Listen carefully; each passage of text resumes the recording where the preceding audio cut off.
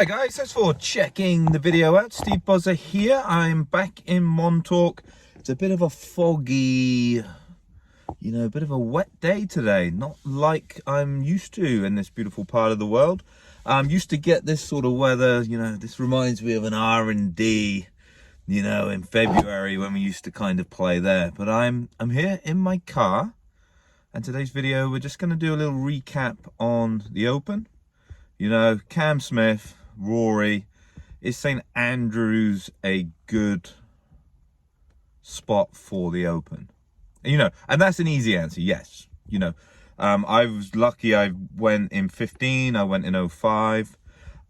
It's not the best spectating course because of the double greens, so you can't get in the middle of the course, but the overall atmosphere makes up for it. So the course, absolutely just phenomenal. I think it's fit for purpose as well. I hear that argument that it's not. Think about this. A tour pro, if you were to give them an index, they are going to be at least a +5 and probably higher than a +5, +7, something like that. So if the winning score is 20 under, divide it by 4, you actually go, look, if that's what the winner is, the course is fit for purpose.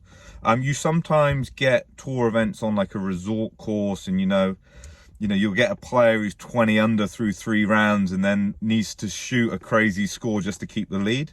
That's when a course is slightly too easy, but regular tour event, that's fine, not so much for a major. But yeah, I definitely feel like it's fit for purpose. The one thing I would say St Andrews has an issue with is when the wind doesn't blow, too many holes become drivable, or too many of the holes become birdie chances. So with a links course, usually, and I've played, obviously I've been fortunate, I've played lots of links golf. Sometimes when a links course gets completely flat when it comes to the wind, the holes that you're used to having a predominant downwind end up playing really, really long. And that doesn't happen so much at St Andrews.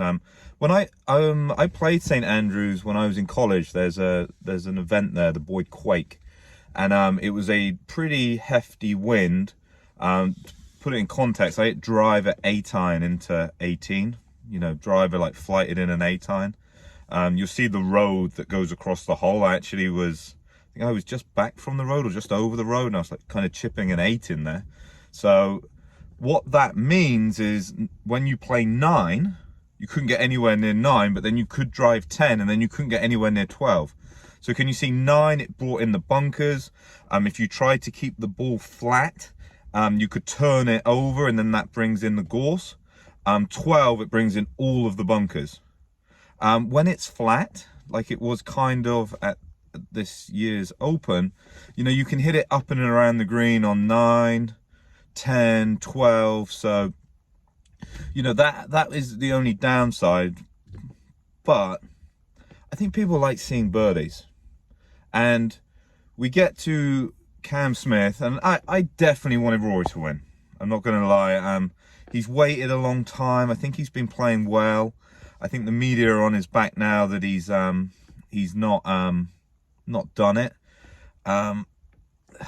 Didn't quite get it done. But when you look at Cameron Smith, bogey free, as McIlroy was, but to have a stretch of 5 birdies in a row, I don't care how easy a golf course is. You can take someone to the easiest golf course that's ever been built.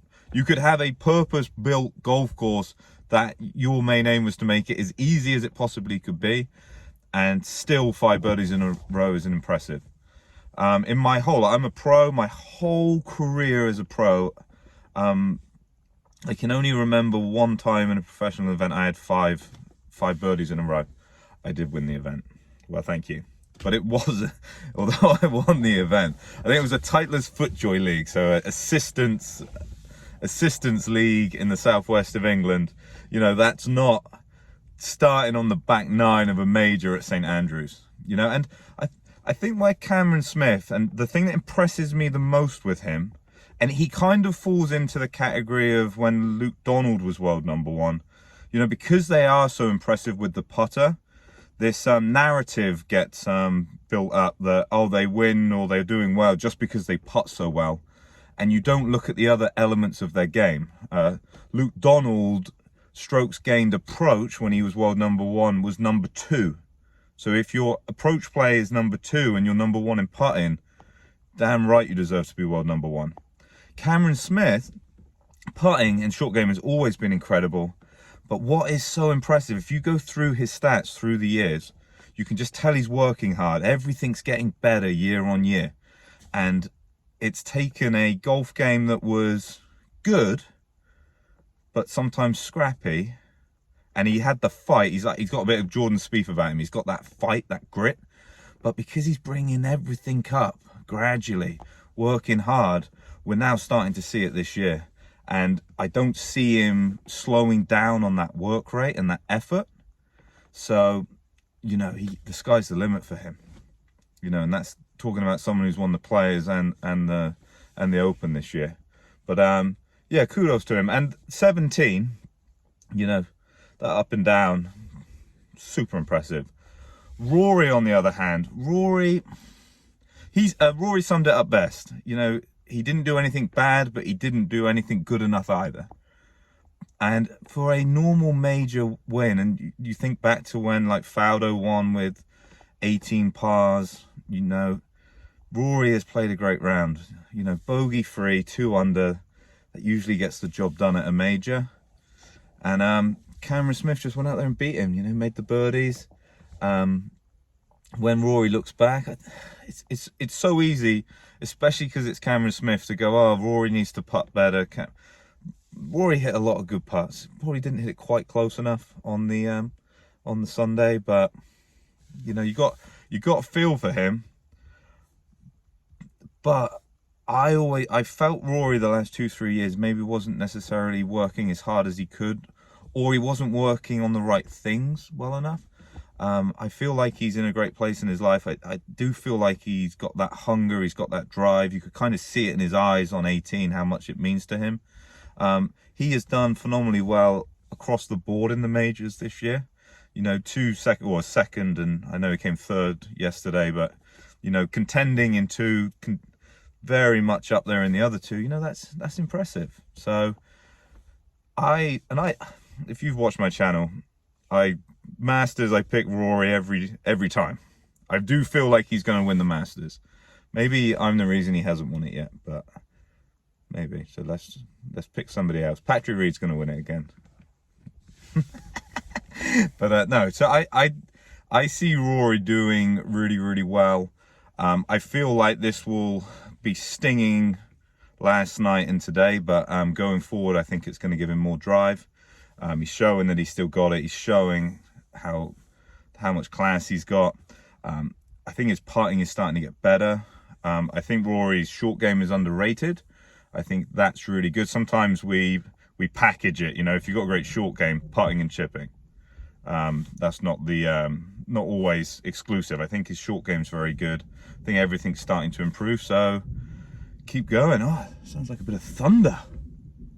Oh, a little bit of thunder. Maybe that's the time to finish the video and stay in the car a bit longer. I suppose I could carry on, but I've got nothing else to say. So get some comments down below. What did you think of the Open? What do you think of St Andrews? And like I said, I've been very fortunate that I've been there. It's the greatest place on earth.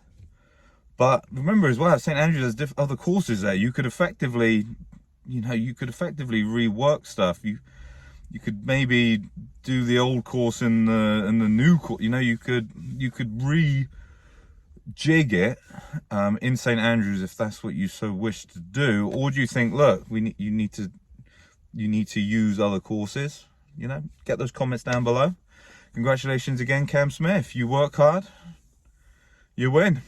Maybe there's a lesson there for all of us. So thanks for watching. Stay happy, stay safe. I hope to catch you soon.